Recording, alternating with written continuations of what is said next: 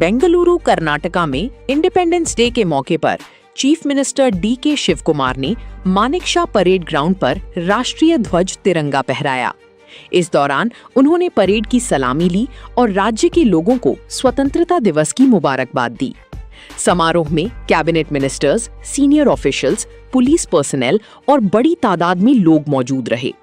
पूरा Manekshaw parade ground देशभक्ति के रंग में नजर आया।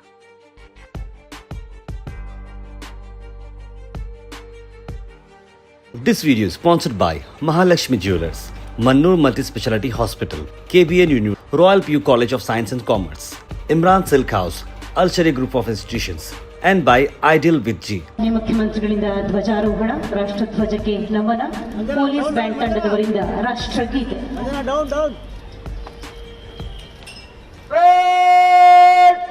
ರಾಷ್ಟ್ರೀಯ ಸಲಾಮಿ ದೇಗಾ ಸಲಾಮಿ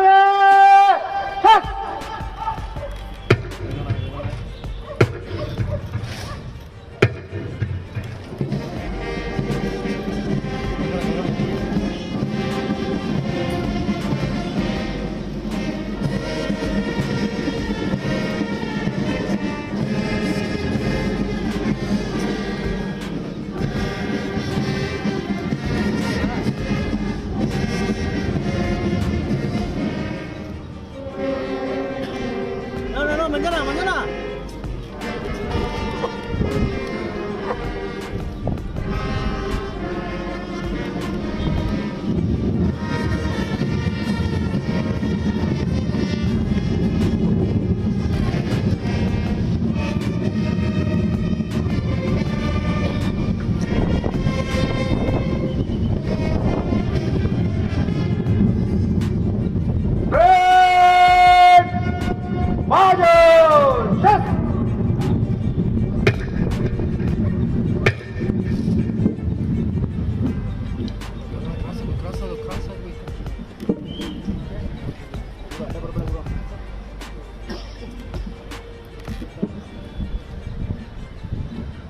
ಮಾನ್ಯರೇ, ಕವಾಯತಿನಲ್ಲಿ 30 ತುಕಡಿಗಳು ಹಾಗೂ ಬ್ಯಾಂಡ್ ತಮ್ಮ ಪರಿವೀಕ್ಷಣೆಗೆ ಸನ್ನದ್ಧವಾಗಿದೆ.